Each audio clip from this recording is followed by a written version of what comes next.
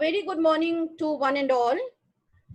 On behalf of Gujarat Research Society's Hansraj Jivandas College of Education, I extend a very warm welcome to you all to the second day of our national webinar on decoding entrepreneurship. I request my colleague, Dr. Archana Katgari, to begin with the proceedings of the second day. Over to you, Dr. Katgari. Thank you, Karuna ma'am. A very good morning to all. When we hear the word marketing, the first thing that comes to our mind is print ads, huge advertisement hoardings, banners placed around all over. Is it still the same? The way people shop and buy really has changed. Today, offline marketing isn't as effective as it used to be. Marketing has always been about connecting with your audience in the right place and at the right time. That means you need to meet them where they are already spending most of their time. And of course, that is the digital world. Keeping in mind the present scenario, today's session will be focusing on digital marketing, trends, and careers ahead. The speaker for the session is Mrs. Pallavi Sakarkar, a very young and dynamic entrepreneur. I request my colleague, Dr. Pallavi Talekar, introduce our speaker for the day. Over to you, Pallavi. Thank you, Archana. Good morning, everybody. Good morning. I have proud privilege to introduce our guest speaker today, Ms. Pallavi Sakarkar. Pallavi Sakarkar is founder of Growth Elephant. She is digital marketing trainer, digital growth consultant, and speaker on marketing. She has experience of over 16 years in the field. She has conducted more than 47 courses to empower various levels of business, individual, employees, teams, colleges, and communities. She has trained more than 1,800 people till today. In the last 30 days of lockdown, she has trained 240 plus participants through various digital marketing workshops. On behalf of Gujarat Research Society's Hansraj Jivandas College of Education, principal and staff, I extend a warm welcome to you, madam. We are eager to listen to your thoughts on the topic digital marketing, trends, and career development. Thank you very much. Hello, good morning. Ma'am, thank you. When we are into, all this, I just want this entire thing to be very, very interactive, because it is all about digital marketing. It's very trendy, it's very hip, and our life has become digital now. So let's keep it interactive. To start with, I would want to know each one of you, if you could just type in the chat window, where are you from? As in, if I'm to type, I will say Pallavi, digital marketer, and I'm from Mumbai. So if you could just type, I'll be able to understand, the audiences better, and we'll be able to communicate much in a much interactive way.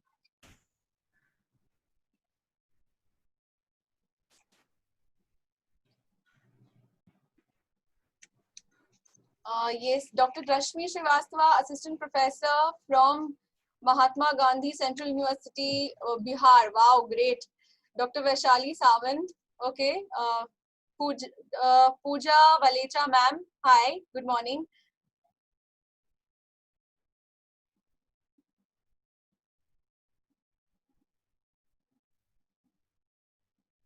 From Biotechnology, Pune. Wow, DY Patil. Superb. And there is someone, okay, teacher Sunidhi from Bhopal, Anita Pinto from English department from Ambernath. Wow, great. There are people from all across India. Okay, there is Mahi Nimbalkar from DY Patil Biotechnology from Pune. Bini Vishwas ma'am, where are you from? Would love to know. DY Patil Biotechnology, okay. Just tell me the city, because sometimes oh wow, There's Harshita ma'am from Mysore. There is Himanshu Sarkar sir from Pune. Great. There's Pune majority becoming here. Priya ma'am from Mumbai. Great.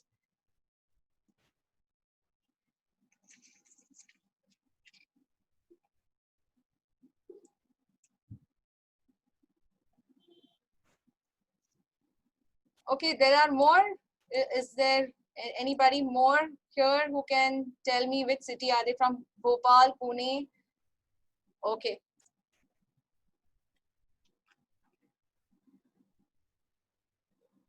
There is SSMDT College, Pune, Suvarna Manohar Dhumal. Hello, good morning. Dr. Pradnya Patil from Mumbai University, Navi Mumbai.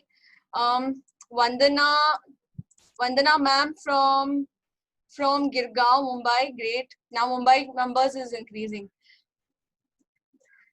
Rose Vasave from Chembur, Mumbai. Okay, Mumbai. You know, Mumbai Warriors are now here. Great. Great. Chembur, Rosa Vasave from Chembur, Mumbai. Okay, great. Good morning. Great. So, good morning, everyone. So this is the world of digital. I won't say it's world of digital marketing or digital, digital anything else. It is a world of digital explosion, literally digital explosion, because that's the reason. Suvarna ma'am, good morning. That's the reason why we are all here. That's the reason we are all e-meeting. More than 40, 50 people. I meet every day. I meet more than 40, 50 people, and the reason why we are meeting today here is I'll tell you why. Okay, this screen which Megha ma'am from Mumbai, good morning. Hi, good morning. Venu Gopal from Andhra Pradesh, hi, good morning. So this is how the world used to look to me. Okay, and you'll realize that this is how the world used to look to you a few months ago, since the lockdown started. Okay, and a year ahead, before this, I used to do training programs only in Maharashtra and some select cities in India. Okay, since the time the lockdown started, the world to me was suddenly looking like this. Okay, any difference why the world to me has suddenly, and world to you also has suddenly started looking like from this to this? Any reason why? Any guesses why? Let's really guess. Any guesses why the world started looking flat from this, something which is a little bit unrelated, to something like this? Now the world looks like this. Yes, Sunidhi ma'am is saying digital inclusiveness and integration. Absolutely right. What more reasons? Teachers, just type your social media has made world a global village. Yes, but what is happening in last 2.5 months? What is it that has that has changed it so much? So in last super connectivity, yes, there's someone who is from ANHJ college is saying super connectivity. Yes, absolutely. So we are super connected now. So since the time I said that, a year back, I used to train people from only from Maharashtra or only in select cities in India. Now I train people from UK, Australia, and Dubai. Okay, and the world is kind of doing everything digital. Okay, so now tell me, think about it for a few seconds, and tell me what has happened to the world in last 2.5 months. Okay, what is, obviously you will say it's digital, but what is unusually digital? There's difference between digital and there's difference between unusually digital. There are a lot of digital activities which were happening before, but what is that unusual? So I've marked unusual as a in red color. What is that unusual? Yes, you're right. What is that unusual? What is that unusuality which you found? What is that? So I'll just simplify the question. I'm just saying that what is it that you found that was absolutely not done in digital world, but now it is being done digitally? Just give me one example. Just type one example. What is, you've never heard that this particular thing can be done digital, and now it is happening digital. What is it?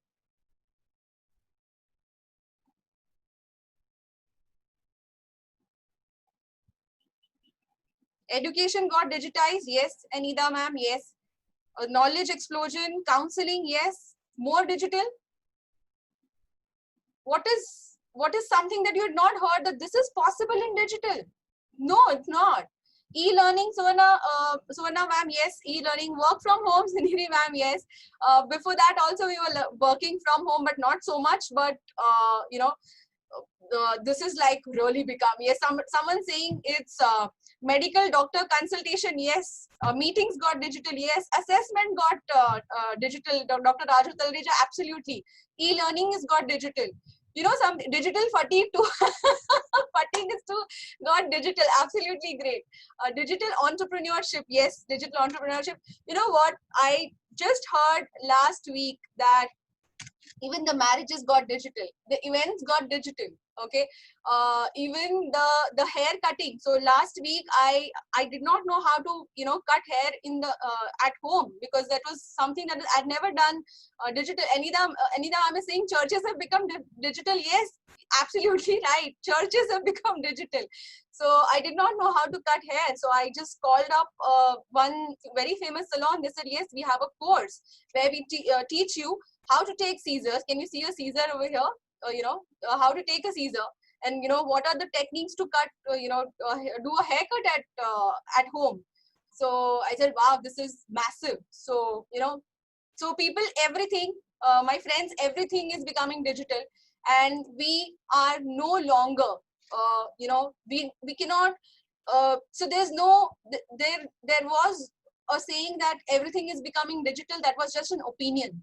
Now that opinion has become a mandate. Yeah, opinion has now become a mandate that we have to become digital. Okay, and this particular mandate has during the lockdown period got 2.5 times more opportunity in the digital world, because now we've realized that everything in digital is really possible. Okay, so welcome to the world of digital opportunities. And since this is a session focused at our students, welcome to the world of digital opportunities for our students. Every skill has charge, yet it can be earned chargeless. In another hand, same due to digital explosion. Yes, Sunidhi ma'am, you're absolutely right. Yes. So when we are talking about digital marketing, okay, these are some of the fields that I would like to take you take you through today. And this is really very important, because your digital journey or anybody's digital journey in the world starts with having a simple or just a website. Okay, so any guess, and then there are other fields which I'm going to take you through quickly. Any guess as to how many websites by 2020, we are in 2020 today, how many websites are there in the world hosted on in the www dot? How many websites would be there? The number really goes very high, an unimaginable number. How many websites do you think are there? I want you to just put that in the chat, and I will ask Archana ma'am to arrange a chocolate for right answers. Archana ma'am, we can give the Yeah, I'll do that. Digital chocolates. Digital chocolate, oh my God, don't discourage. Okay. So how many websites do you think are there hosted in the world, in the www domain? How many websites are there hosted in the world? Any wild guess? Just type your guess in the chat box.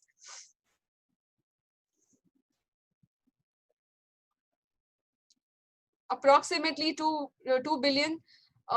So this particular person is really brilliant.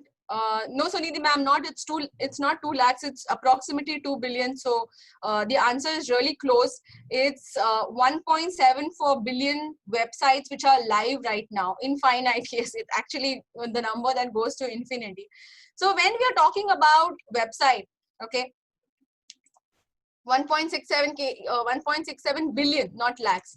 So when we're talking about website, how we said that so many billion websites are there. When we are talking about just having a website, the number of jobs that just website developers and CMS, that is content management system, and the languages in which the websites are built are those many. As in, if I'm saying there are 1.7 billion websites in the world which are live today, yes, Himanshu Sarkar, you're absolutely right. Then there are so many website developers or content management systems. When I'm saying content management systems, is the system in which the website is managed in the backend, if I want to make changes, etc. And there are content management systems such as WordPress, Joomla, HTTPS, etc. And these content management systems are actually, these need to be learned a little bit because they are a little technical in nature. They need to be learned. When I'm talking about languages, there are languages like C, Java. We must have heard all this, right? There are languages like C++, C, Java. There are programming languages like various programming languages that come, and it's a little bit technical.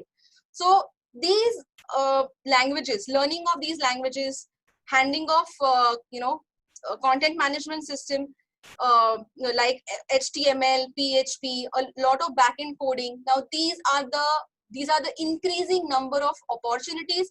These are increasing number of careers that coming in front of our students. Okay. So to make a website, there's something very basic required. That is the name of the website. The name of the website is popularly called domain. Okay.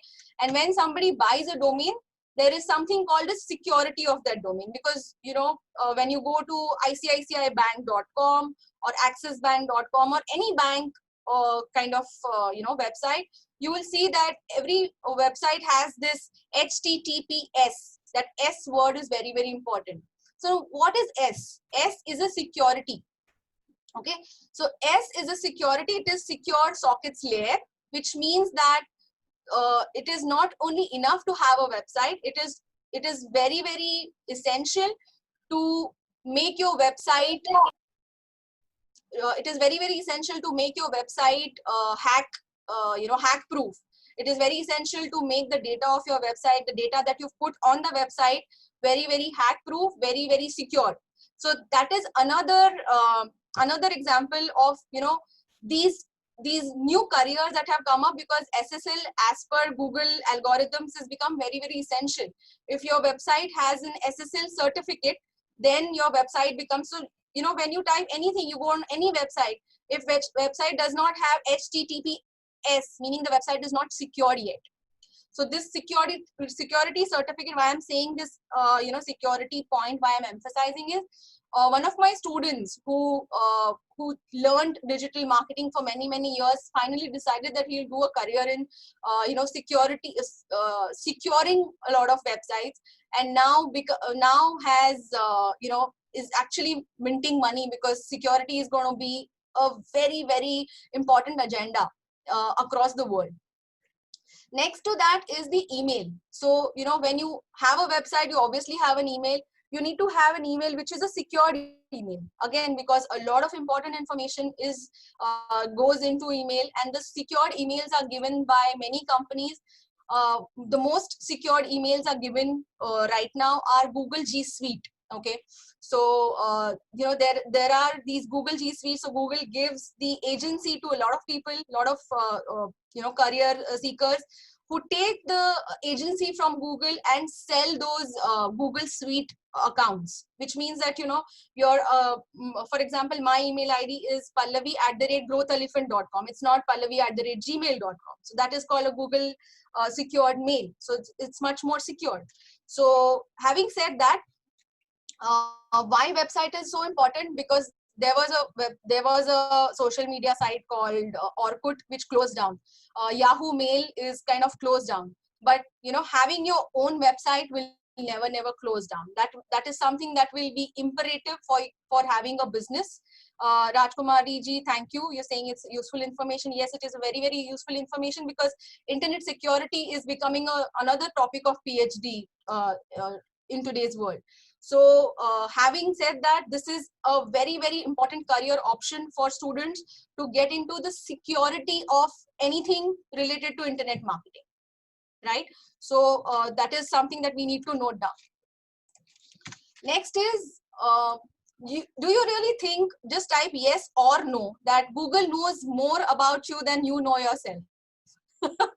I know it's very funny, but it is, Google knows more about you that you know about yourself. Yes, Dr. Pradnya Patil is saying yes, she's very convinced. Hina Wadhwani ma'am is saying yes. Yes, surprisingly, yes. Vandana ma'am is saying yes. Mahi ma'am is saying yes. Google knows more about you than you know about yourself. Yes, there's so many yeses. Everybody is like fully convinced. Google knows more about me than my spouse, right? So what is happening is, why Google knows so much about us, because we search everything. Yes, Sunidhi ma'am, you're right. We search everything in Google. Every little thing we search in Google. And in terms of searches, Google gets around, how many searches Google must be getting every day? Just give it a ballpark figure. How many searches does Google get every single day? Okay, so there is some research. I don't have this data right now, but I'll just tell you before the presentation ends. So every day, there are billions of searches that we as users do in Google to find out Chinese restaurants near me, which is a digital marketing institute near me, and I need a red dress today. I need red color spectacles, and where do I get this very minute kind of research on Google. And this research is called a keyword research. So whatever I type becomes a keyword. If I say red spectacles, a shop with I want red spectacles, for example. So I'm searching for a red spectacles provider near me, and I suddenly get Vision Express website into the Google search results. Now that is the magic. Now that particular thing. So when somebody is typing for the service which you are providing, and your shop search has to come on the first page of Google, that is called search engine optimization. Okay, let's take a quick example of search engine optimization. Okay.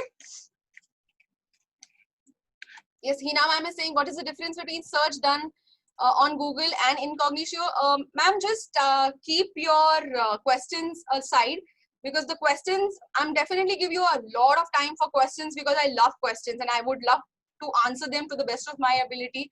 Parul ma'am is saying 70+ different searches by me. Awesome, great. So what I'll do is I'll just share something with you, and we'll see what kind of searches are there. And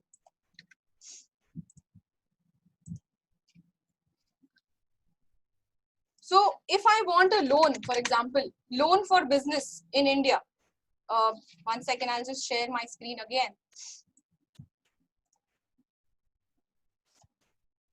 Can you see the screen now?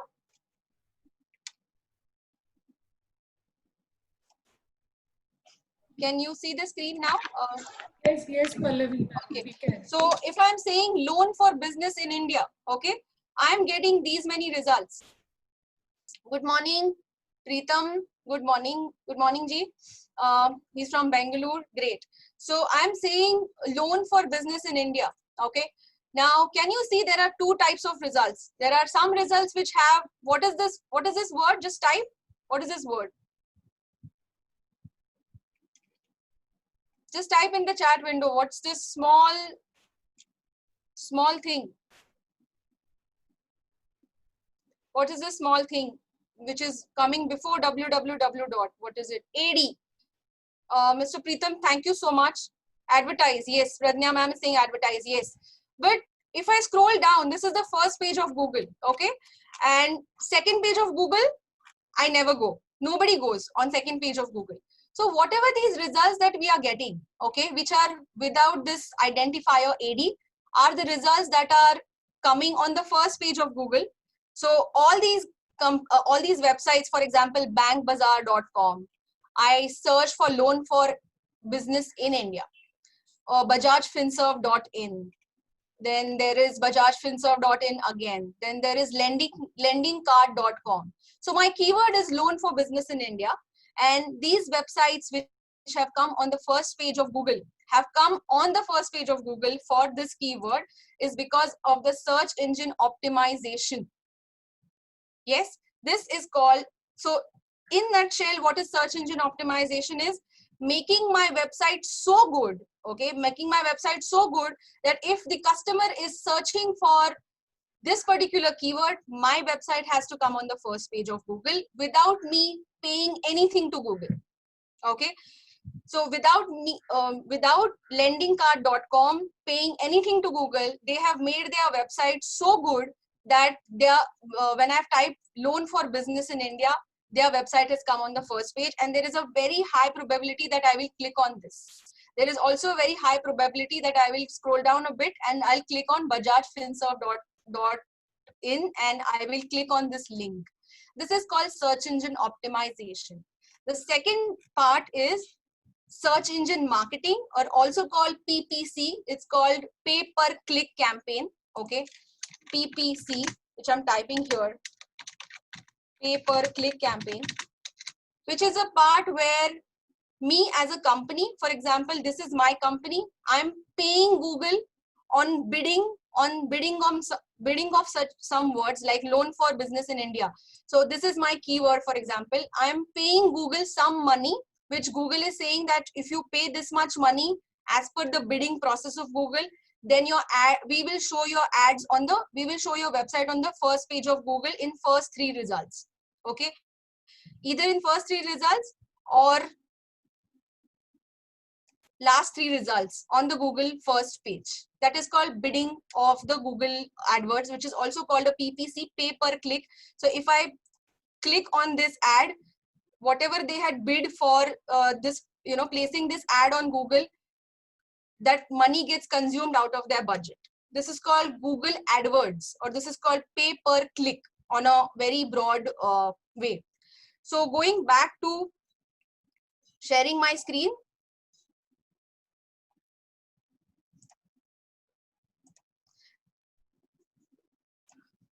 Okay, so you can see the deck right now, right? So SEO. So search engine optimization is again the industry which is where I don't pay Google, but I make my website so good that you know, whatever customer is typing, I appear on the first page of Google. That is search engine optimization. And search engine optimization industry is at the moment larger than $80 billion in USA alone. Okay. Second part which we saw, where we saw word AD before that, before, you know, finding out any website, is the Pallavi ma'am, 1 minute. Pallavi ma'am. Yes, ma'am. Yes. We can't see your screen. 1 second, ma'am. I'll just try to share again. Yeah. Now? Yeah, screen sharing has started. Yeah, we can see it now. Yes, yes.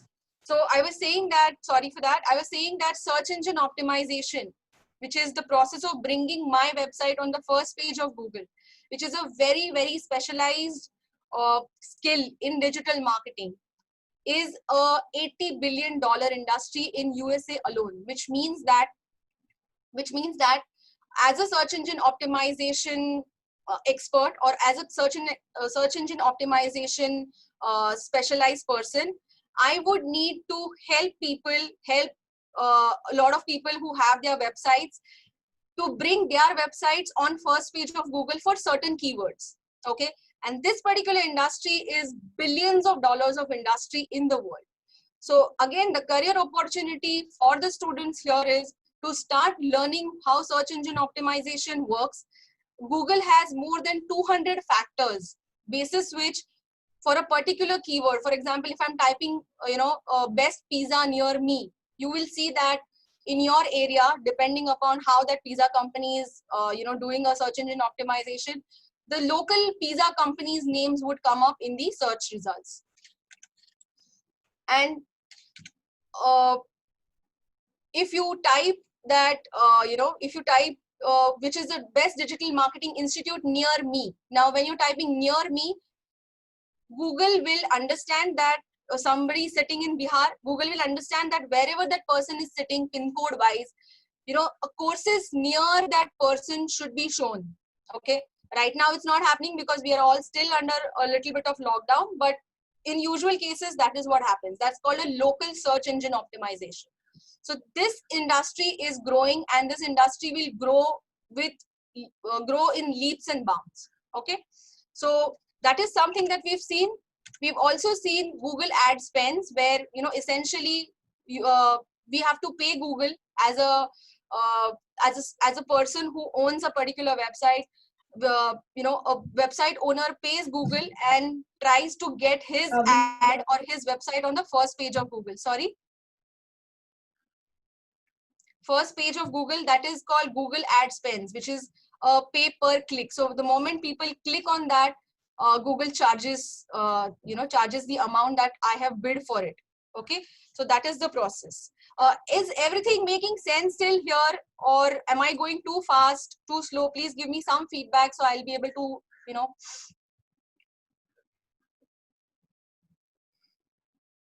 anything that I need to, kind of clarify till here, or we'll just go ahead from here.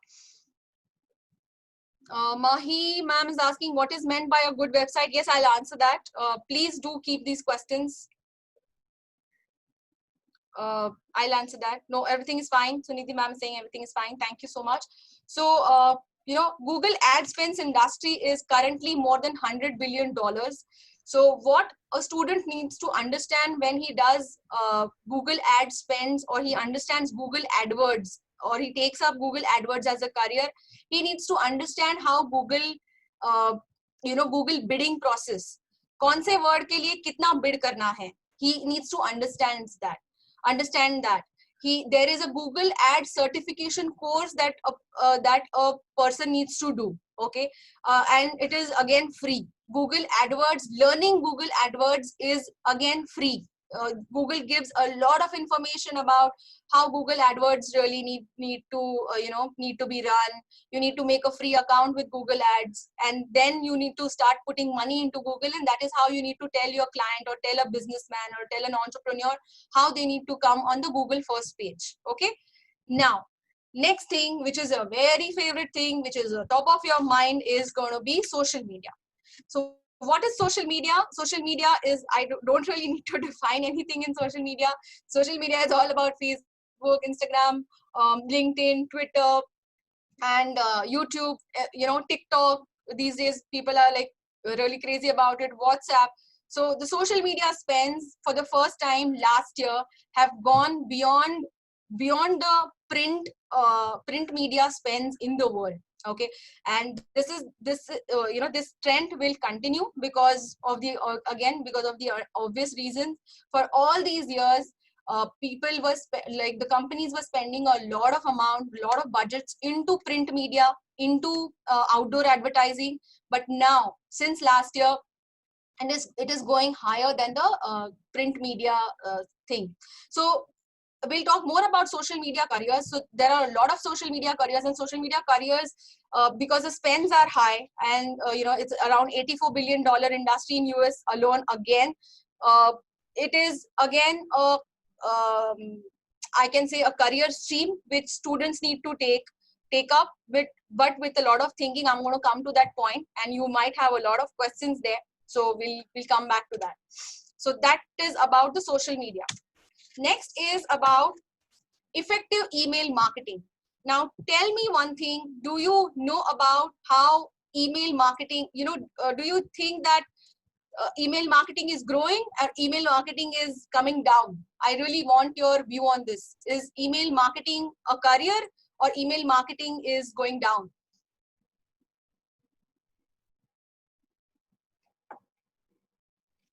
It's growing? Great.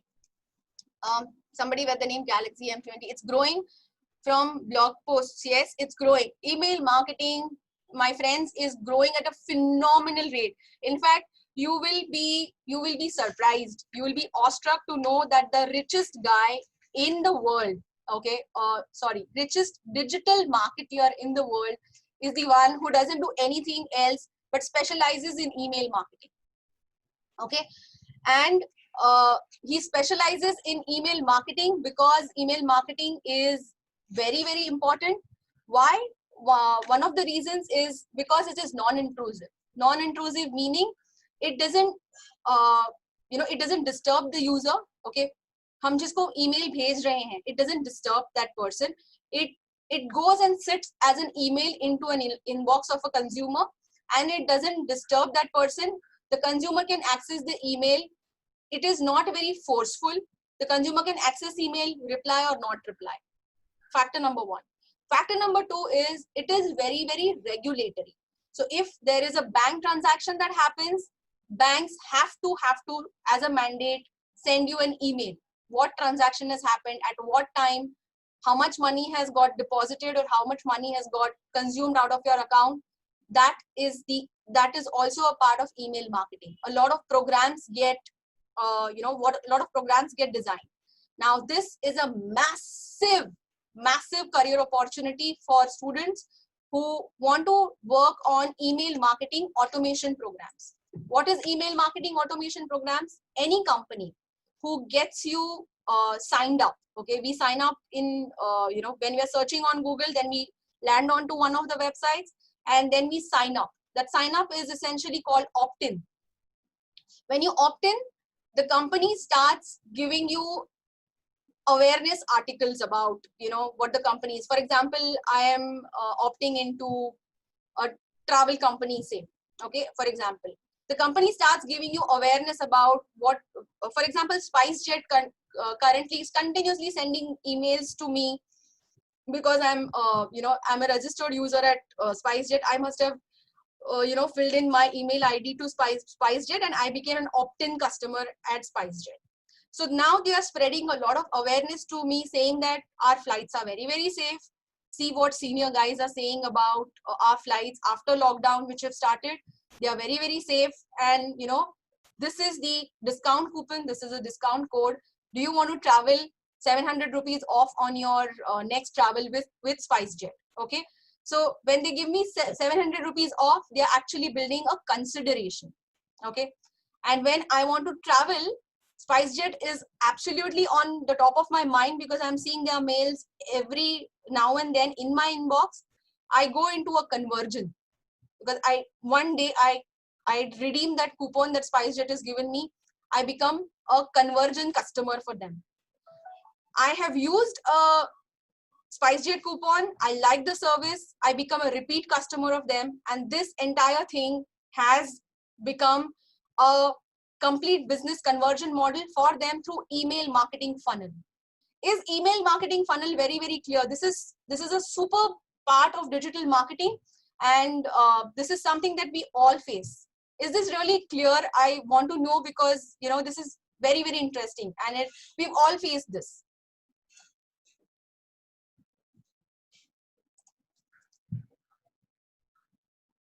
I'm just waiting for few yes in the chat box. So I know that I'm not putting you to sleep. Yes, thank you. Thank you. Thank you, Sakshi ma'am. Thank you. Yes, it's clear. So, the career, Bhavini ma'am is saying absolutely yes. Thank you so much. So the career opportunities in email marketing, okay, and email marketing automation. Now, what is email marketing automation?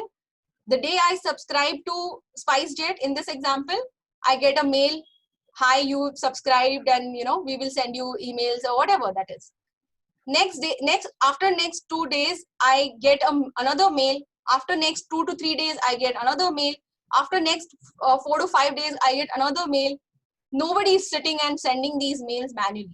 It is all happening automation. When I redeem the voucher of SpiceJet, it is it is giving me immediate message saying that your voucher has been redeemed. We are really happy that you're going to travel with us on 19th of July and whatever that is. That is a complete automation. Now, this automation industry in digital is again an absolute growth trajectory, And, we need to tell our students how automations can actually change the consumer experience of way it was. And, gone are the days when flight people call you and say that, your security check-in needs to be done. Please come to the airport, 3 hours before. Everything comes on through automation. The WhatsApp messages come from airline companies.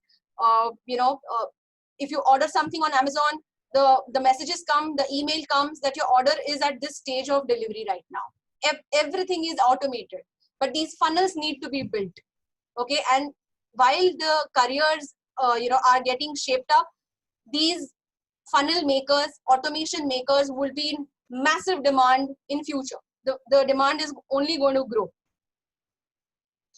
Next is our favorite, is e-commerce. Which is the e-commerce, company that you always buy from? What is the e-commerce? Which is the e-commerce company that you always buy from? Please put that in the chat. I really want to know which e-commerce company do you buy from. My regular is Amazon. Yes, Trishala ma'am is also saying Amazon. Yes, Amazon. Everybody is saying Amazon, Flipkart, Myntra. Okay, there are more examples now. Big Basket.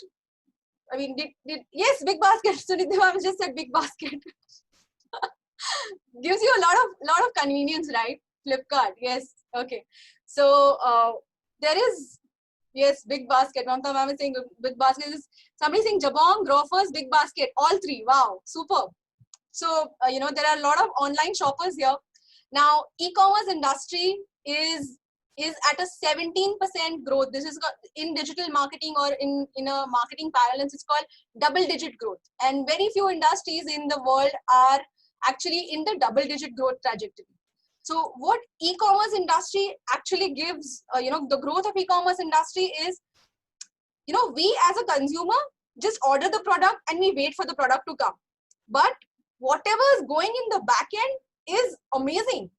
I've worked with an e-commerce startup, and, at every stage of e-commerce, there is so much that going on.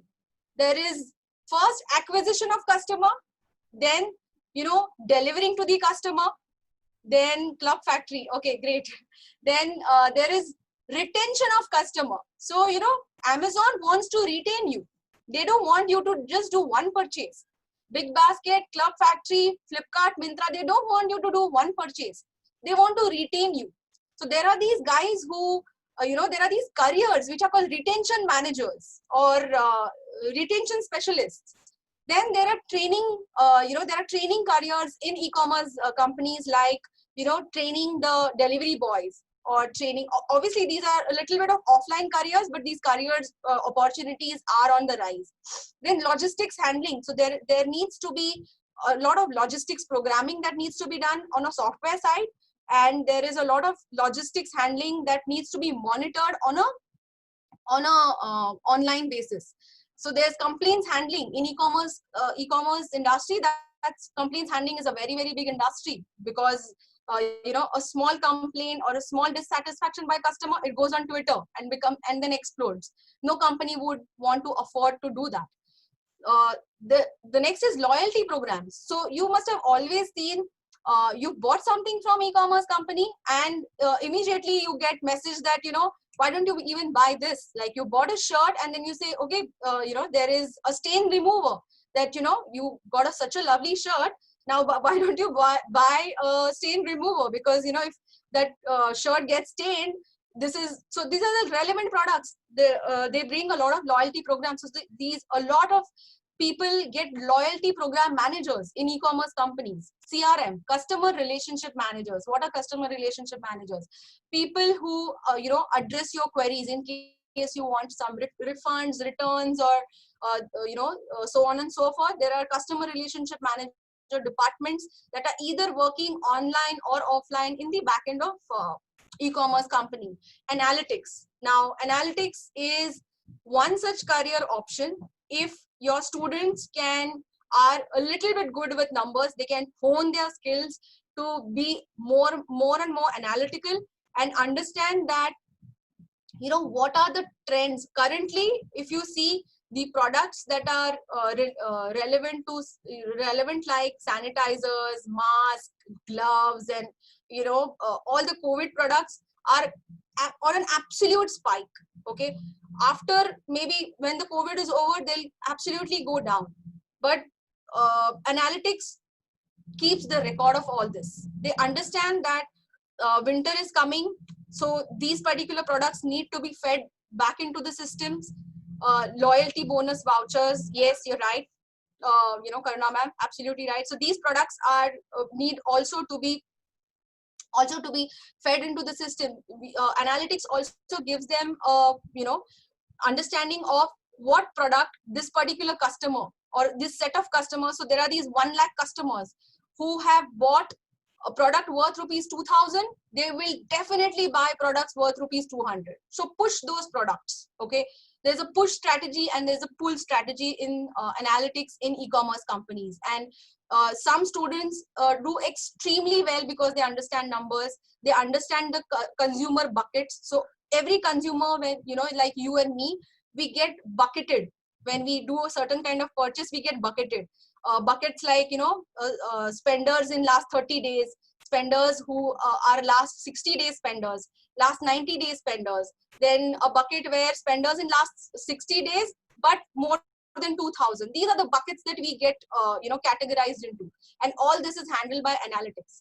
And there's obviously innovation, which means that what more could be sold to the same customer, how to increase the lifetime spend of a customer, because e-commerce company does not want you to spend only once, they want you to spend continuously, right? We kind of sometimes get addicted to shopping online.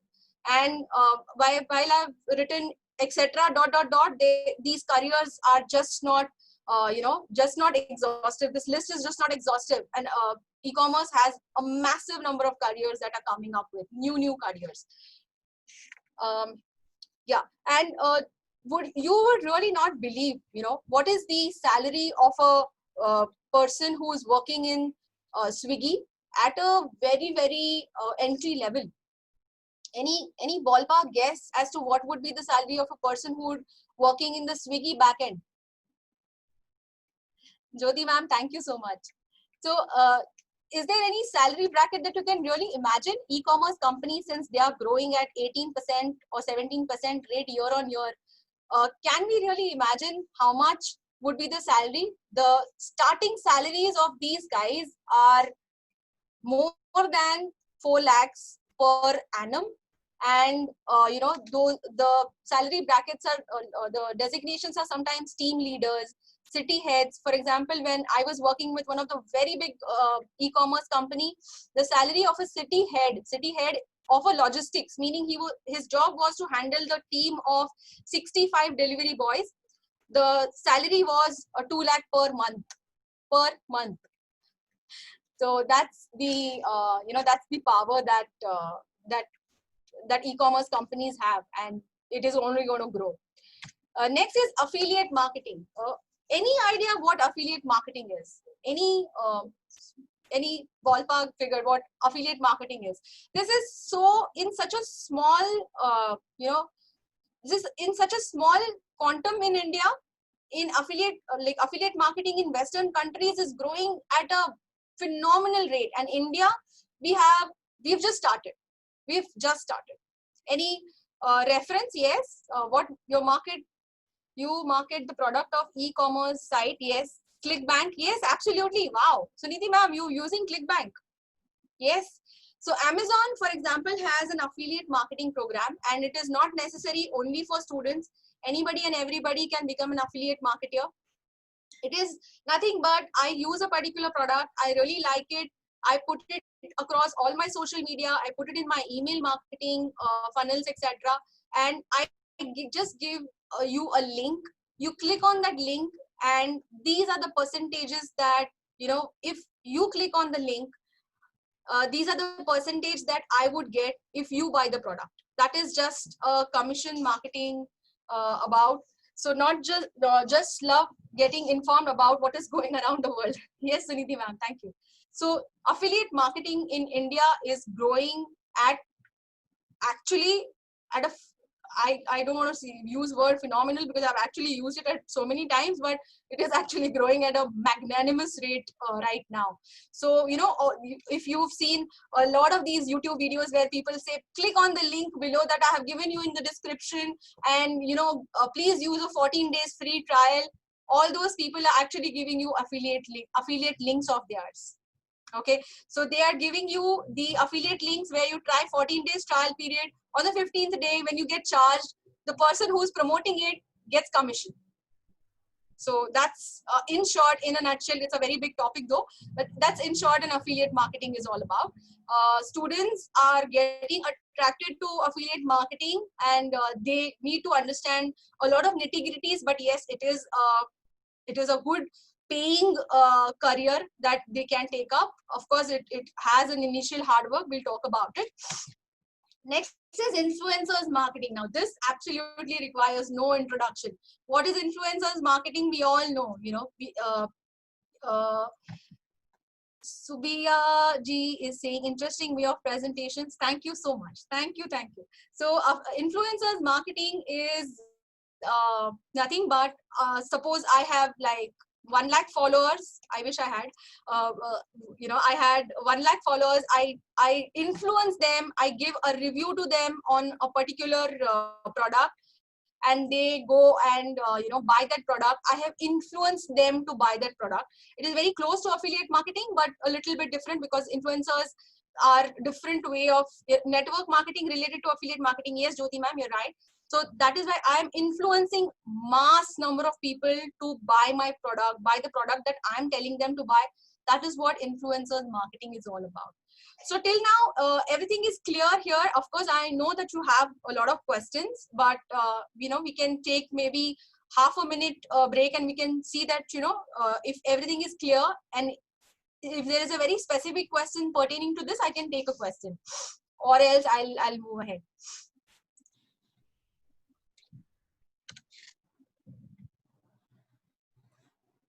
Yes, ma'am. Pallavi ma'am, I think we have kept the session towards the end for question answers. Okay, fine. And the team is there who are looking after the questions, and they will be posing the questions to you towards the end of the session. Fine. So we'll keep more time for questions then. Yes. Thanks, Karuna ma'am. Thanks so much. Thank you, ma'am. Yeah. So, you know, having said about website building, about website also is also the app buildings, like the apps that you use on your phones. Having talked about search engine optimization, having talked about Google AdWords, like the PPC campaigns, pay-per-click campaigns, having spoken about social media, affiliate marketing, email marketing. Now, if, you know, one learns all these are the subdomains that you need to advise students that these are the subdomains that are required in every field. These and of course more. For example, Google Ads certification, content creators or content writers. Content does not mean only the text that that one writes. It also means the images that they create. So it's, you know, graphic designers, then developers. So, you know, developers in terms of languages, the programming languages, program designers. So as I said, you know, there has to be a program, there has to be an automation series. Then ethical hackers. Now this is very interesting. What is ethical hacking?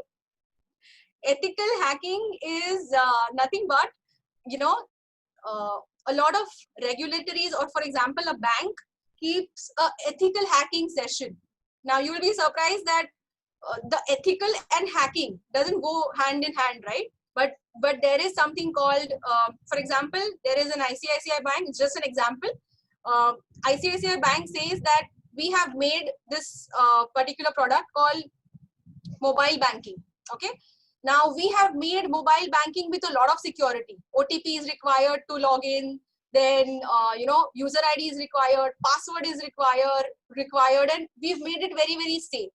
So people who say that, brands who say that this is a very, very safe product, secure product, that is where it challenges some hackers, saying that now this is a product which is ready. Before we launched to the market, please come and come and hack it, and let us see if you can hack it. If you hack it, we will give you a prize, okay? And that prize money that they keep really high. And if they are not able to hack it, that means the product is hack proof. And obviously the consumers, the end users need a hack proof product. Hence, there is something called ethical hackers, which means that, you know, people or a programmers or a decoders, they can hack the code and they can get into the systems, and then they can approve saying that, no, I'm not able to hack this, means this is a very, very secured and a safe product. And that is how, after that, companies launch the product. That is called ethical hacking. So there are departments of ethical hackers. It's a little funny, but yes, there are departments of ethical hackers. And there is something called an ethical hacking that is also, that can be considered as a career. A lot of people are actually thinking of taking this as a ethical hacking. Finding loopholes and rectifying ethically, yes, yes. Anida, you, ma'am, you're absolutely right. So trainers, like I am a trainer. Then CRM is customer relationship management, consumer behavior study. We talked about buckets.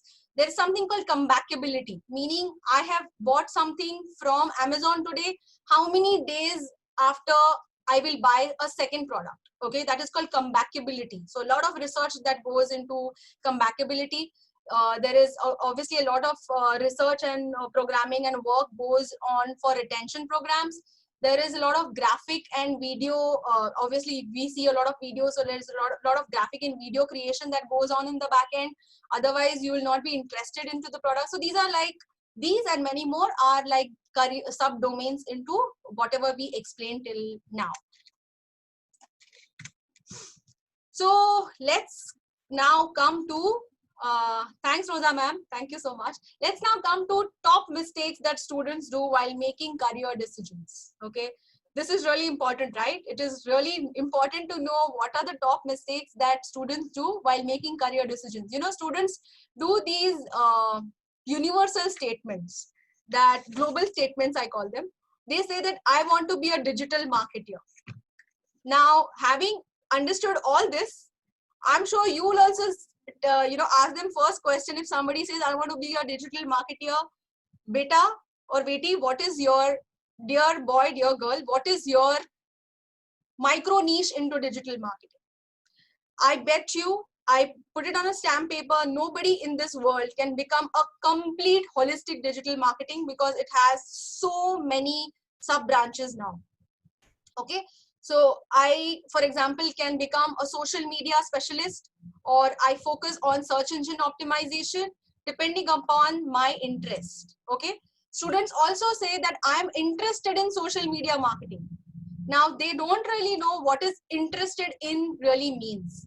Okay, so what the kind of language that they need to talk about is something like this.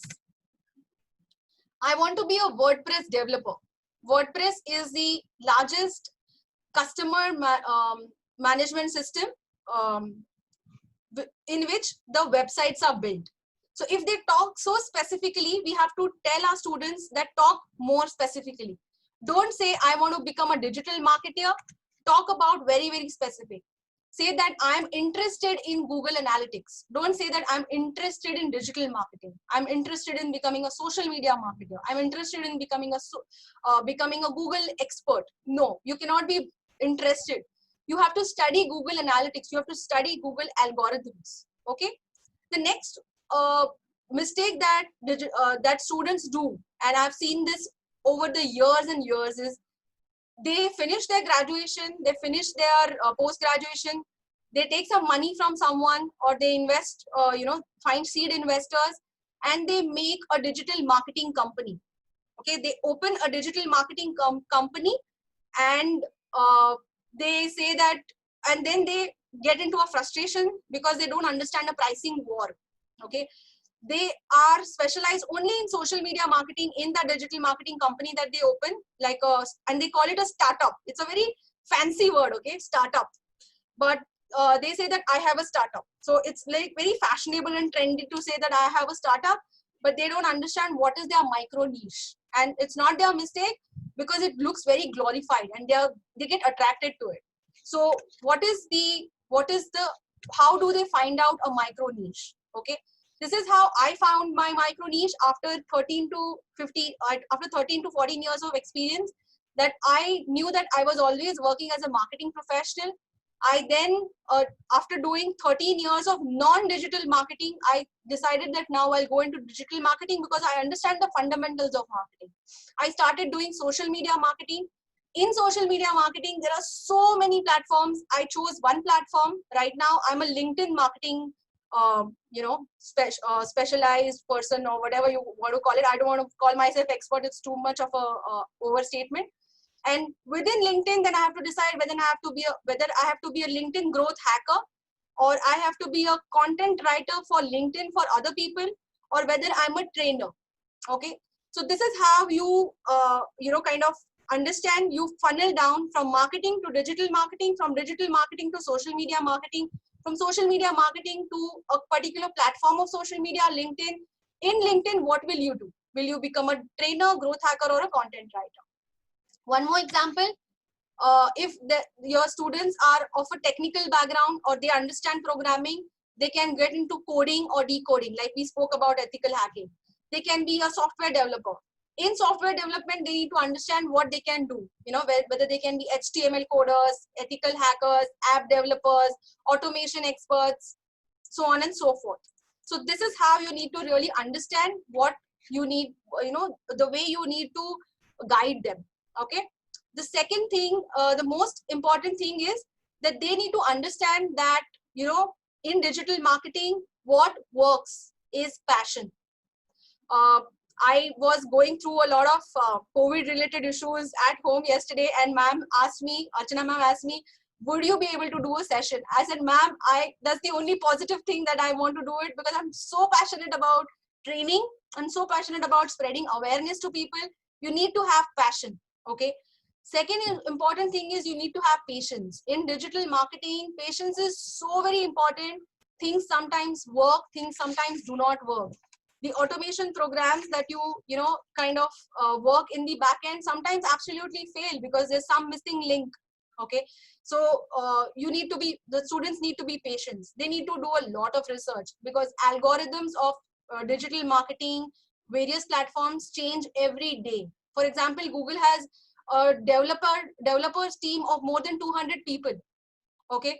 So if they have more than 200 people, all people are working on the algorithms. You have to keep on researching how SEO changes, how algorithms are changing. Next is they need to have specific domain training. If I'm deciding after finding what is my micro niche, suppose my micro niche is developing WordPress coding, then thanks Megha ma'am. Then I need to understand what is the specific domain training that I need to take. Do I need to take WordPress coding classes? Do I need to understand WordPress much into deeper? It might just take anywhere between 3 months to 3 years to understand the entire WordPress, the way WordPress goes, the themes and the backend. Next best thing that they need to do is collaboration. So one person becomes a coder, the other person becomes a Google AdWords expert. They need to collaborate. They just can't open a digital marketing agency and say that kal se main digital marketing ke assignments I will take. Okay. There's a lot of price war that happens in digital marketing. They need to consistently work, obviously consistency and hard work. Students have this fancy ideas about aaj digital marketing khola, 1 saal mein 1 CR ka turnover kar dunga. Not possible. Just not possible unless some miraculous things happen. And analytical abilities, you need to have a little bit of analytical abilities. We all have analytical abilities, but you need to they need to hone their skills in analytical abilities, because they need to understand how Google is changing its algorithms, how Facebook is changing its algorithms. In 2013, Facebook was completely different. Now algorithms have changed. They need to analyze the algorithms. They need to analyze the ads that they play, they do. Okay. What is required is guided, meaning the courses, a lot of courses are available online, and a little bit of self-study. And obviously the combination of both. It is not that they will do only guided or only courses, etc. They need to do a little bit of self-study also. So that's it. I think more than this will be too much of a bombarding. So I will, I'll take questions. I'll just take maybe half a minute break with your permission for a water break, as in I need to go drink water. And you can keep your questions ready and we'll take half a minute break. Is that fine, Archana ma'am? Yeah, sure, Pallavi ma'am. Go on.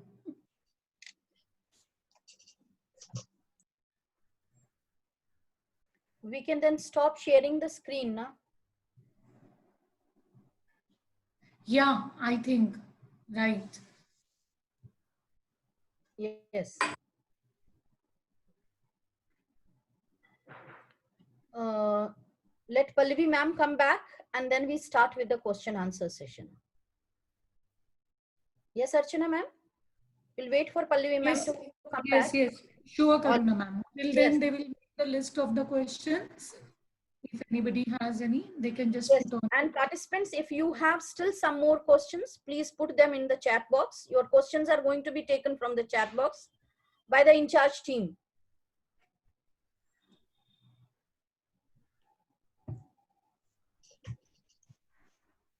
Yes, I'm back. Thank you so much for update. All right. Thank you, Pallavi ma'am. Thank you. So I request my colleague, Dr. Shrima Banerjee, to please pose the questions to Pallavi ma'am, the questions which have been posted by the participants in the chat box. Over to you, Dr. Banerjee.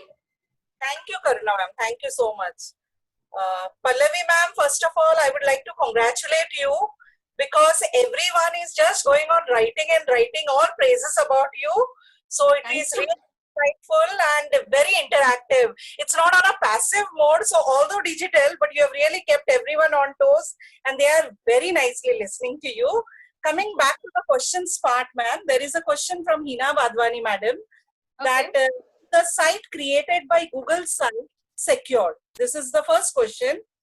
And the second question is, what is the difference between searches done on Google and incognito? This is a question asked by two persons. So if you can kindly address both the questions now. So first question was with regards to the security of the SSL Google certificate that I spoke about, right? The security of the website, whether the website is secure or not secure. Yes. So you go to any website, there will be on the starting of the website when the www or HTTPS comes, okay? So there are two identifiers. One, suppose a lot of online fraud happen. So, when you go to any bank website, for example, you need to see whether, there could be absolutely brilliant website developers who can create a bank website in one night, okay, to just get your hacking thing done, to siphon money from your account. They can create a website, but that website will never be HTTPS. Now that S in the HTTP stands for security. That is how you identify a website.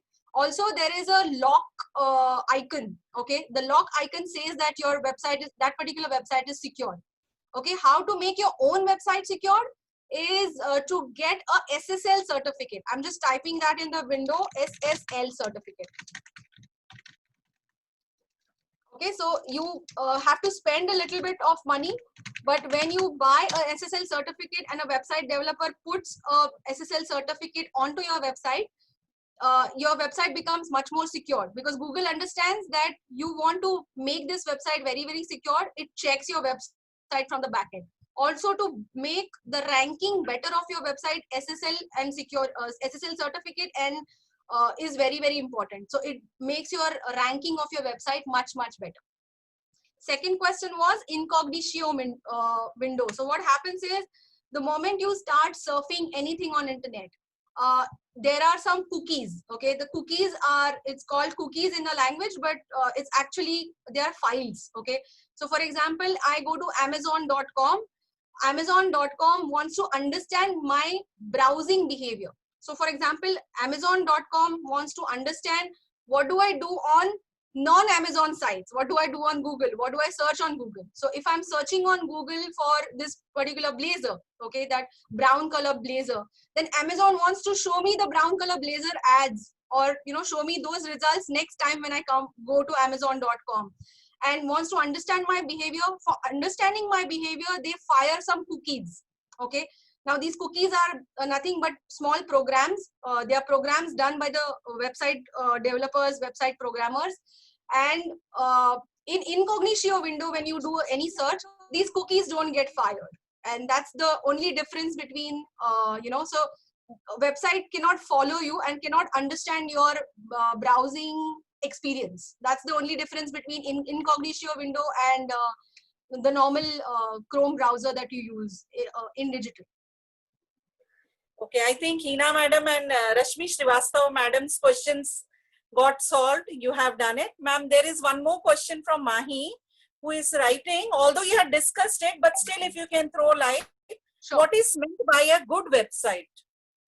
Okay, so a good website is the one which is done SEO, search engine optimization, on page and off page, which means that on page SEO, search engine optimization, is very important, which means that, for example, you buy a house. Okay, now you don't tell people that where have you bought this new house. How will people find out? Okay, so you're inviting people to your house. Same as that, you want a lot of people to come to your website. Okay, but for a lot of people to come to your house, you will give them a proper address, you will give them a Google map, you will give them a Google pin, and you will give them a proper address, and you will tell them where your house is. Same way for your and you also have good roads, good transportation system for people to reach to your house. Similarly, Google wants that if you want a lot of people to come to your website, and if you want Google to show your website on the first page, make your website really good. There's something called on-page optimization. There are a lot of factors in on-page optimization. You need to search for them. You need to title, tag, you need to do a SSL certificate for your website, and those are the good factors to make your website look really hygienic and a good website, if that answers. Okay, thank you, ma'am. One more question. Is it necessary to get the courses of every niche? It's a question being asked. It's a very subjective question, actually. So there are a lot of courses online which are not good courses, and I don't want to name any, but there is a lot on YouTube which is available for free. But there are a lot of courses which are extremely good in nature. So you have to do a combination of paid courses and unpaid courses. How I do, or how I have learned digital marketing in last 5 years, is I have asked experts of those matter as to which course should I do. Okay, and they have guided me. So you have to take experts of every matter, experts of every subject. First do their free courses. If the free courses are good enough, then you go for the the paid courses.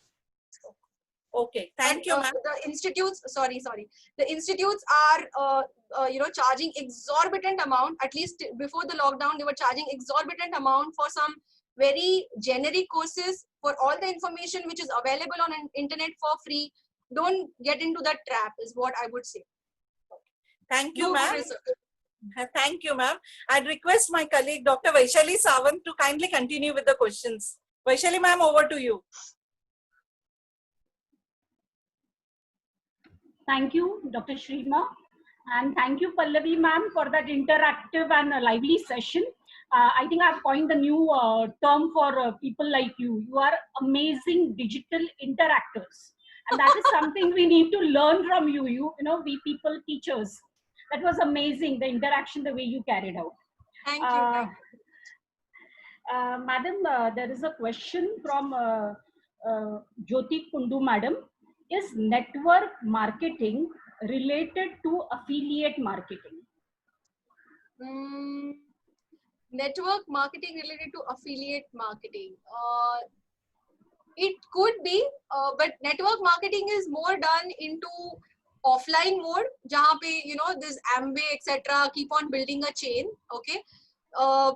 So it is just a terminology, the way you say. So affiliate marketing is, yes, it actually can be merged. So how it happens is, I give my affiliate links to Jyoti ma'am.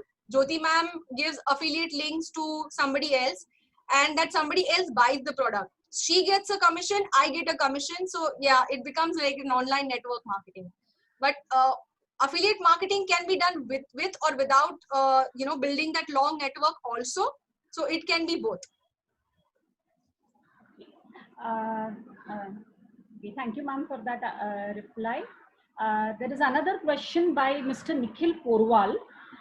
Is there a service platform that suggests growth to any business or organization? I am not very clear with that question. I mean, service platform meaning? Maybe some organization that offers services which suggest growth for your business or your organization. If I am to take the question rightly, if service platform meaning there are a lot of websites which are very clearly telling you how to grow your website in a very ethical manner. So just see to it that a lot of these websites, for example, non-Indian websites, these are search engine land and social media mastery websites, etc. These websites tell you the ethical ways of doing, growing your business, and only follow the ethical websites or only follow the ethical methods, because the non-ethical or non-permittive methods can actually, your growth is in hands of Google, your growth is in hands of Facebook or any platform, LinkedIn for that matter. So, that actually they can control if you're doing something wrong. So you understand what are the wrong and right ways of doing particular thing, if that answers your question. And there is one more question. Is there a website or some person who can clear micro niches for students? Yes, if you remember the slide, which I can even share with you, if that would really help. Micro niche is something that you need to really find for your own self. Like I said, I was working with outdoor media, outdoor marketing for long 13 years. After 13 years, when I realized that digital marketing is going to be the next growth explosion, I started studying digital marketing, struggled, did some wrong courses which were only theory. I started from scratch, did my internship, did a lot of research, did a lot of studying online, and found out that this is what I am more interested into, and then found out my micro niche. So one thing I would like to say here is digital marketing learning or becoming good at digital marketing is all about doing things. It's like, all about soiling your hands, and only then you will come to know. So it's all about taking that experience. The courses which are a lot theoretical, don't go for theoretical courses, do a practical onto it. So, if, for example, if you want to do Google AdWords, if you want to master Google AdWords, you have to spend some money in Google AdWords all by yourself, and then see what are the results, then analyze the results properly, and then go ahead for the next campaign. The next question is by Mr. Kevin. How can we select the best course, as there are different people employ different ways of teaching? People employ different ways of teaching. Teaching in those different courses. Okay, so for example, I'll give you a very, very simple thing to understand. So if you're doing a search engine optimization, for example, the way I advocate how you do search engine optimization is, your website has to be first ready. Then you do search engine optimization on your own website. That will give you results to understand. If you, I understood everything, but what's the use? Where are the results? So search engine optimization starts giving results, every 1 month, every 2 months. It shows what is the ranking of your website. So if you do it on a practical basis, if you practice on your own website, that is how the best way to learn search engine optimization. So if you are going to do a practical experience for students, if you're asking, they must do at least 4 to 6 months of minimum of 4 to 6 months of internship to understand a particular domain of digital marketing. they should make their own programs. They should understand, they should start coding, they should, you know, understand that particular domain, then get into, you know, building a career into it. The next question is by Parul Madam. Does Google give a fake image of the ratings on their top ranking search? No, Google does not give fake image, but there are incidences when your search engine optimization of a particular website happens for a while. It is called a black hat SEO, for example. Black hat SEO means you are using all wrong techniques or all fuzzy techniques, to be very precise, to rank on your website. Your website will rank for maybe 1 month, 1.5 months. After that, Google algorithms are brilliant enough to understand that you're doing something wrong. After 2 months maximum, they will delist you, and they can even suspend your website, or they can completely throw you out of search engine optimization.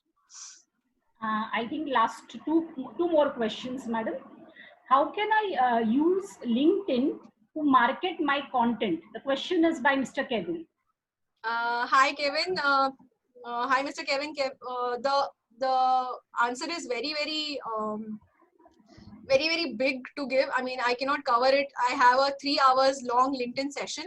The shortest answer is you have to first start being very, very active on LinkedIn. Okay, LinkedIn is one of the, and thank you for asking this question, because you have to have a LinkedIn account. Okay, it is the biggest and the most massive professional platform in social media.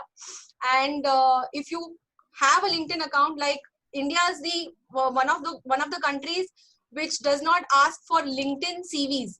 हम अभी भी students को CV पूछते हैं, send me your CV. Okay, in a lot of European countries, people say the HR people say send me your LinkedIn link, you know, send me your LinkedIn profile.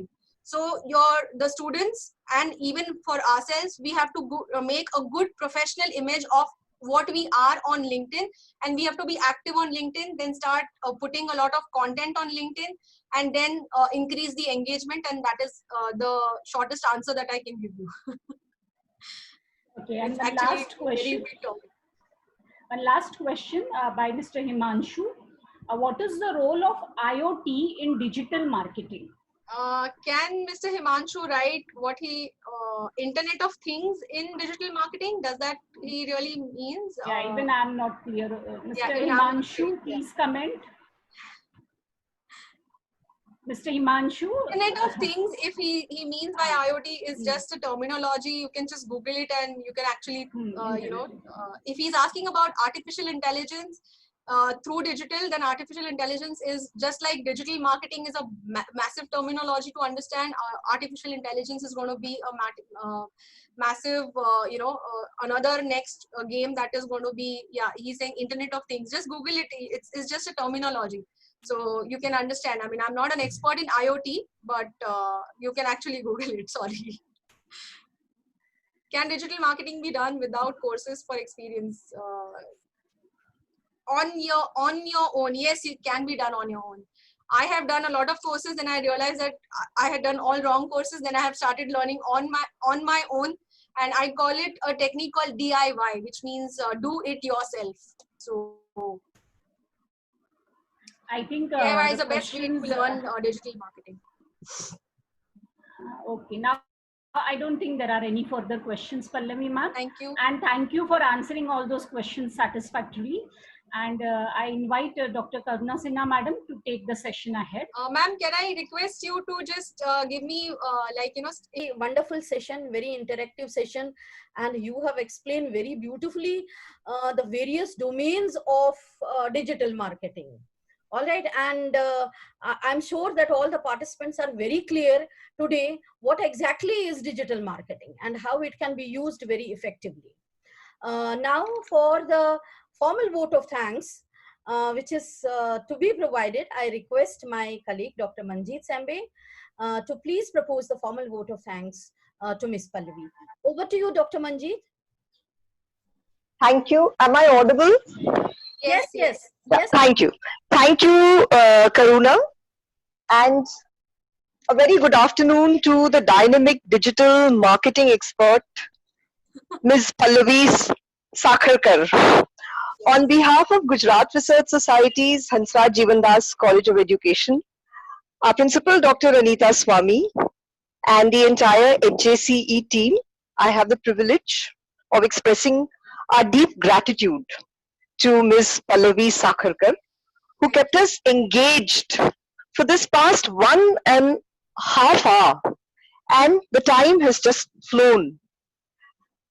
Madam, you took us in such an exuberant and interactive manner by sharing career options with us, like website building, security of internet marketing, search engine optimization, Google ad spends, social media careers, email marketing, automation program, e-commerce marketing, affiliate marketing. Oh my God, so many of them, and so nice. So much. Yes, we definitely have, madam. And you, besides that, you also focused on what kind of mistakes the students can avoid while they are finding a micro niche for themselves in digital marketing. You clarified the concepts, you threw light on so many things, and you also addressed all the questions so adeptly, leaving nothing, no confusions or no ambiguities in the minds of the participants. And you kept everybody so engaged in this entire session of yours. The evidence is all the adulation that you received from all the participants and the faculty of the college of what an amazing session you conducted. I'm sure we all have benefited a lot. You have added so much value to the time that we have spent listening to you, madam, and you have inspired all our participants. I once again express my heartfelt gratitude on behalf of HJ College. We look forward to continued association with you, madam. Thank you so much. Thank you, thank you, thank you.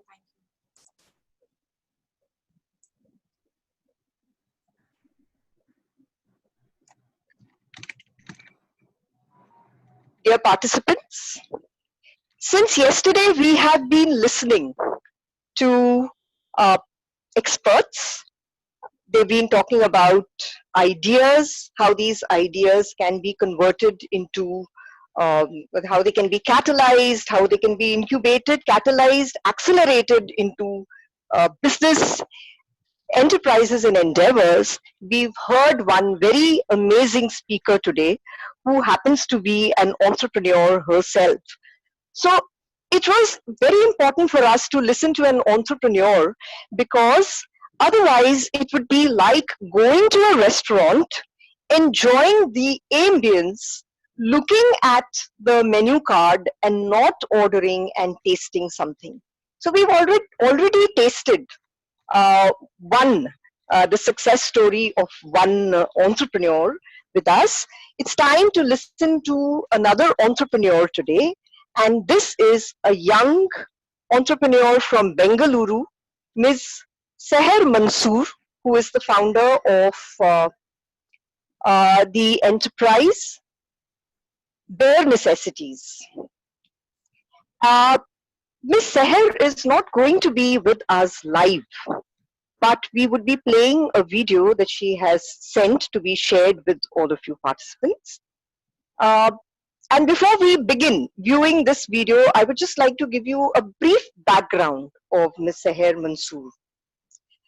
Ms. Seher is an eco-activist and a zero-waste pioneer.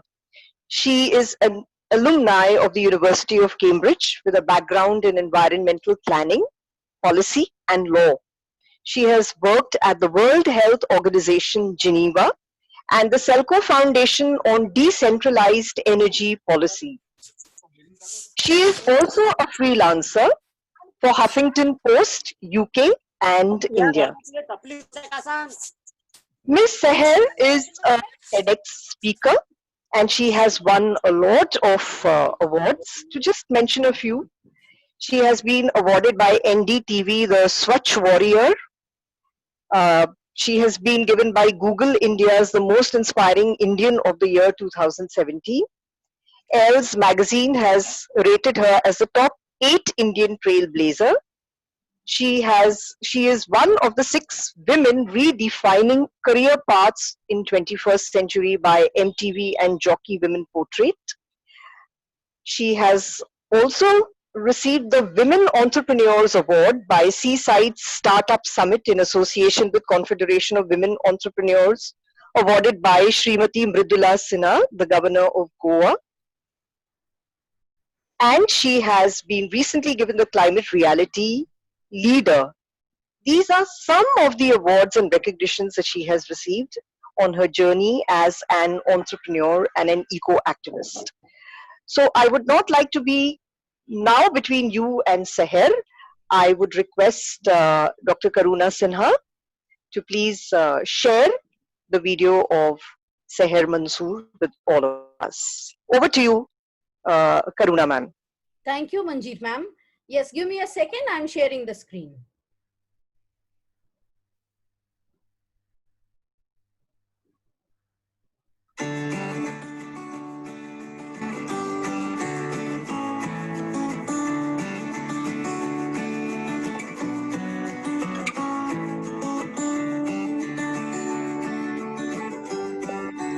So essentially, Bare Necessities is a one-stop shop to make sustainable products accessible to you. We have things like bamboo toothbrushes. And for me, this kind of envisions what a zero-waste lifestyle looks like really well. Because, presumably we all wake up in the morning, we use a plastic toothbrush. It takks anywhere from 600 to 700 years to start decomposing. It never fully does. It just breaks into small, tiny pieces of plastic. Basically, every toothbrush you and I have ever used is sitting somewhere on our planet. And this is an alternative. It's made out of bamboo and you can compost it and it'll just go back to the earth. So essentially, the premise in which Bare Necessities was created is that we can create earth-friendly products that are high quality, that are using only natural ingredients that you recognize, that you know how to pronounce, that aren't packaged in plastic, aren't loaded with chemicals. And essentially we thought there was a huge gap. This FMCG industry that we have seen hasn't seen any innovation in the past 30 years. So I think there is a real need for this. Also, we're currently living in the largest global garbage crisis of our lifetime. The IPCC report is out. We know about climate action. We know, the era in which we're living in. And I think essentially Bare Necessities hopes to inspire a change in lifestyle to a more earth-friendly one.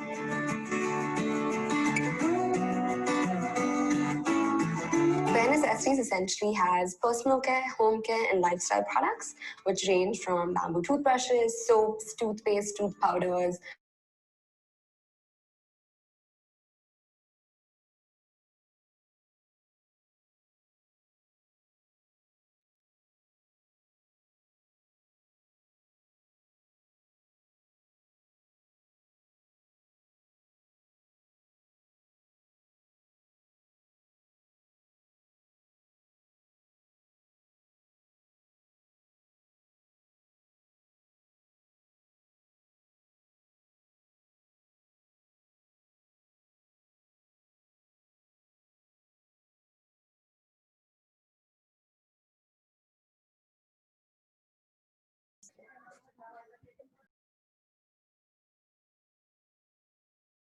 concept in the first place. That one, I thought the products are a tangible way in which you can envision or visualize this lifestyle, and two is the course that kind of takes you through this journey, and there is people around you you can ask questions to, and everything is broken down into bite sizes. We have experts from ethical fashion to composting to closet to food to travel, everything you can think of.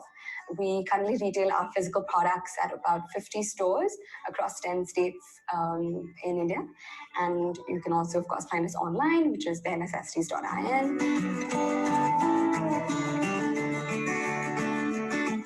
In a way, we're advocating to going back to your roots, but also making zero waste the norm and not the exception, and making it accessible for everyone to basically use these products. And I think that's what our mission is at Bare Necessities. And I think we're basically trying through our talks, our workshops, our educational online course, our Instagrams, our stories, trying to communicate that about how there are easy swaps and changes that you can incorporate into your lifestyle to go plastic free or to be more mindful and produce less waste.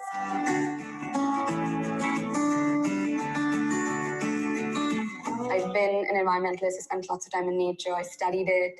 I almost was honestly doing it from a very nerdy, academic, elitist perspective at Cambridge, looking at environmental issues. And I spent some time at the World Health Organization, started to look at it from a health perspective. But it all changed when I moved back to India. I started working with waste pickers, in Bangalore, really, really close to our fancy international airport. And essentially, they were collecting all of this waste with their bare naked hand. And I would essentially just follow them on my cycle at like 5 a.m. in the morning before work. And I was just, of course, just totally confronted by our waste problem in a way I hadn't been before. But also, this to me helped me put aside my elitist perspective and just look at it from a ground up perspective. And I understood that our waste problem was such a social justice issue, and there are easy ways in which I can address my own trash and why it was important. So yeah, I wanted to start living a waste-free lifestyle for very personal reasons. And very slowly, my colleagues were asking what I was doing. People were noticing, so they're like, hey, do you want to do a small talk or a workshop? And that led me to every weekend engaging in doing a small talk or workshop. Slowly, people were saying, hey, that's great. Thanks for teaching me how to make all of these products. But honestly, I don't have the time to do it. So that's when we started retailing at flea markets and pop-ups on the weekend. And then slowly people were saying, hey, this is great. Would you sell to me in bulk? And stores were approaching us. So then we started white labeling for pretty big brands out there. And then at some point, I was taking time off my job, my full-time job, which was at a solar energy company, to like do a talk at Google, for example.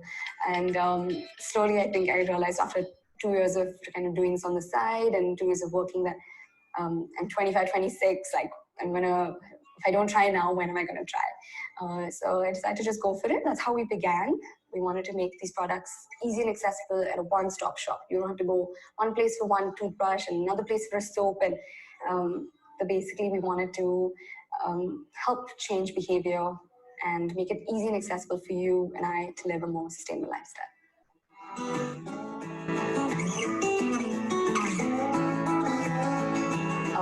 We are still a really small, lean team. I mean, currently we're in my mom's garage, and we built an office out of this space.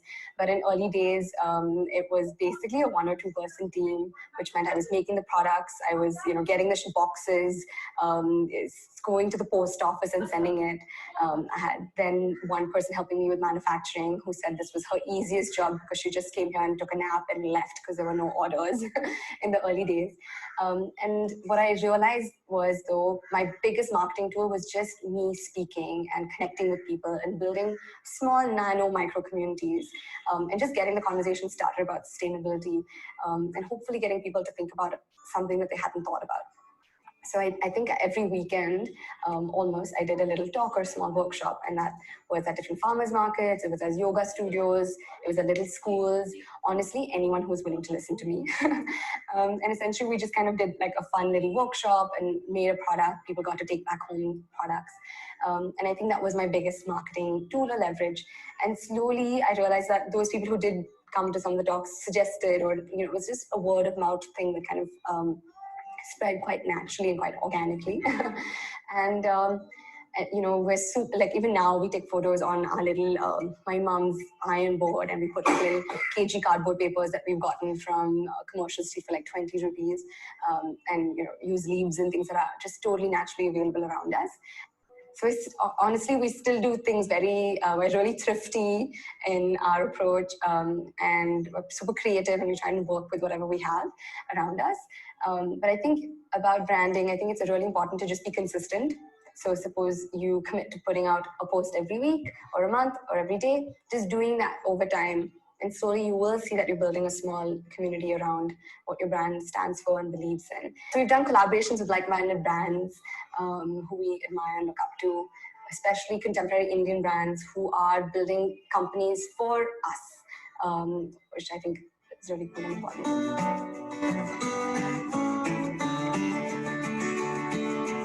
I think different people are there for different reasons. We have noticed though a lot of young moms who are super, super knowledgeable, really cognizant, know the ingredients in their regular personal care products and want an alternative, are a huge kind of advocates. We find millennials who basically want to align their consumer choices with their values. Huge fast fashion brands such as Forever 21 going out of business is a testimony to the fact that there is a change in culture and values among the young millennials who want to consume and through their consumption choices align with their values. So I think that's a huge kind of between 18 to 35, I would say are our biggest customer base. And I think in terms of building a community, you know, we have students, we have enterprises, it's really diverse. And I think people have just kind of seen the plastic waste that they're collecting every day. We are in India are confronted with our trash on a daily basis. So I think some people feel like they need to rekindle a relationship with nature because we're living in this urban concrete jungle. So I think different people are there for different reasons.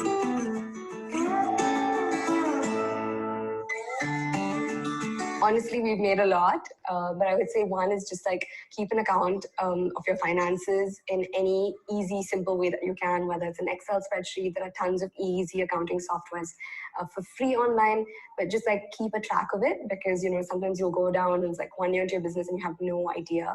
And that's just, you're building history. It's important to kind of keep that. I definitely was terrible at that. Excel still terrifies me, but I think that's important. So I think the second one is basically collaborating with people whose values are aligned with yours. I made the mistake in my early days of collaborating with people whose values were we weren't on the same page, but I thought they had a skill that I didn't have. So I was compromising on those, but that didn't work out because honestly, the core of the business is the values that make us. So don't make that mistake. And 3 is a lot of social enterprises face this problem. You're trying to solve a really big, complex problem, right? This is the largest global garbage crisis of our lifetime. And you're trying to find solutions, and it's tempting to try and do everything. So in the early days, we did try to do consulting, we tried to do products, we tried to do workshops, we tried to do tech stuff. So maybe honing in and being consistent, but also finding that one thing and focusing your energy more strategically and trying not to do everything because you honestly are just human and you can't do everything. So acknowledging what are your shortcomings and just focus on a few things that you have control over that you will do well.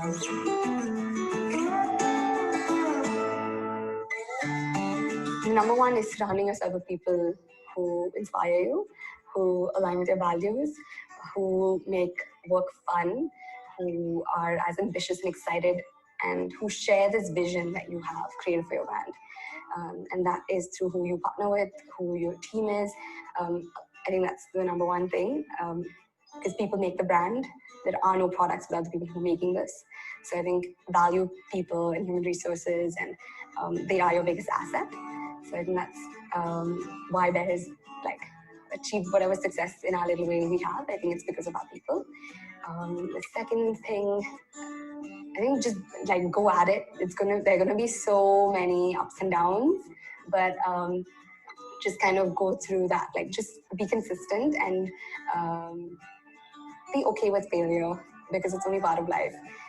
So just get back up when you've fallen down. I think I know that's cliche, but honestly, there've been so many ups and downs, and I think we wouldn't have been here almost 4 years if we didn't kind of get up every time we fell off. And I would say the third one is just be so authentic and genuine to who you are, who the brand is, and just reflect that. Be really honest and authentic. Let the voice of your communications through whatever you put out online just be so authentic and true to the brand. With this video, we have come to the end of our webinar. We had very effective and experienced resource persons who made us aware about the essentials of entrepreneurship. And to conclude it with the real life example of a young entrepreneur who has put the principles into practice has been the cherry on the cake. Seher Mansoor exemplifies all what we deliberated in the various sessions during our 2 days webinar. Mr. Abhishant Pant's summary that you have to unsettle yourselves, basically meaning that you have to come out of your comfort zone in order to turn your ideas into reality. Mr. Umesh Rathore exhorted to ride over the obstacles and sustain the belief in the idea against the various hardships you face. Mrs. Pallavi Sakharkar today, in a very interactive manner, made the various domains of digital marketing clear to us. All the above Guru mantras find reflection in the work and success of Seher Mansoor. Here is an entrepreneur who is sensitive and aware about her belief of safeguarding environment, sees an opportunity to convert the belief into a marketable reality, develops a community of like-minded people to form a dedicated team, aligns with business people having similar ethics, learns the tricks of trade fast, but sticks to her ideals, and through constant communication establishes a brand which has a mass acceptance and niche identity. A well thought out idea, the seeds of which originated from a sense of responsibility towards nature and its proper incubation gave it the foundation for the success of the venture. The various essentials of entrepreneurship, which were decoded and deliberated in detail by various experts, have initiated all of us towards the world of entrepreneurship. The biggest of the webinar would be the knowledge gained and enthusiasm planted, which will open new vistas of opportunities for all of us. Dear participants, with this, I do believe that we have, in true sense, decoded all the essentials of entrepreneurship. So we have to conclude it formally, the session. Do we have my colleague, Dr. Usha Borkar, with us?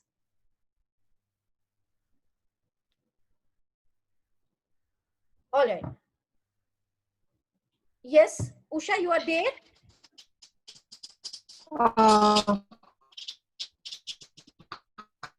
Hello.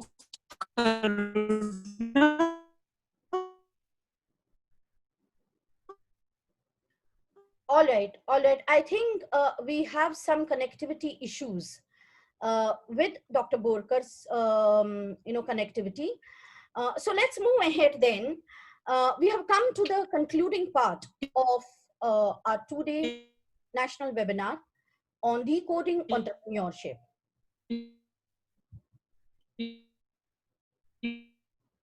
All right.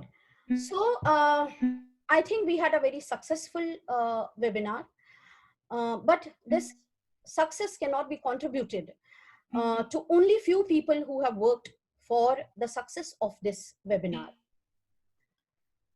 To start with, we have there. All right. So we start with that who have contributed towards making this webinar a great success. Let me, on behalf of Gujarat Research Society's Hansraj Jeevan Das College of Education. Hello. No, there is some issue with her connectivity. So let me, on behalf of Gujarat Research Society's Hansraj Jeevan Das College of Education, extend a very heartfelt gratitude to all our resource persons who have shared their expertise and have, in true sense, helped us to decode entrepreneurship during these 2 days. A heartfelt gratitude to Mr. Pant, and then we had the second resource person, and today Mr. Umesh, and then Ms. Pallavi.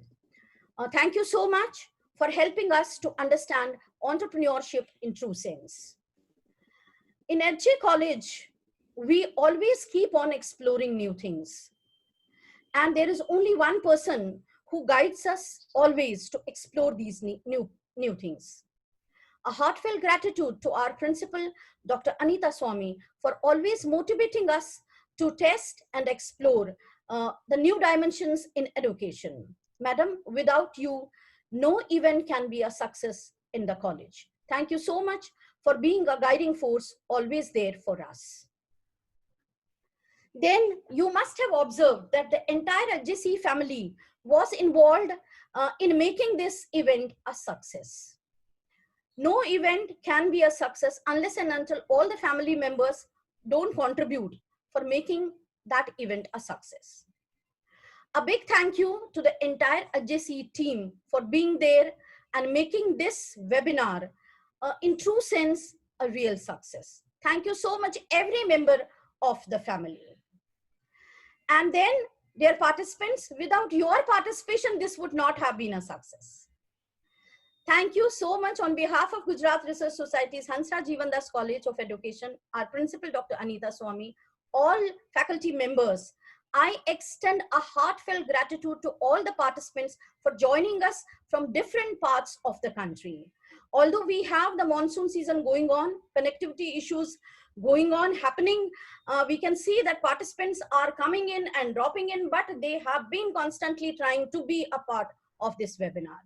A heartfelt thank you to all the participants for joining us wholeheartedly and making this webinar a true success for all of us.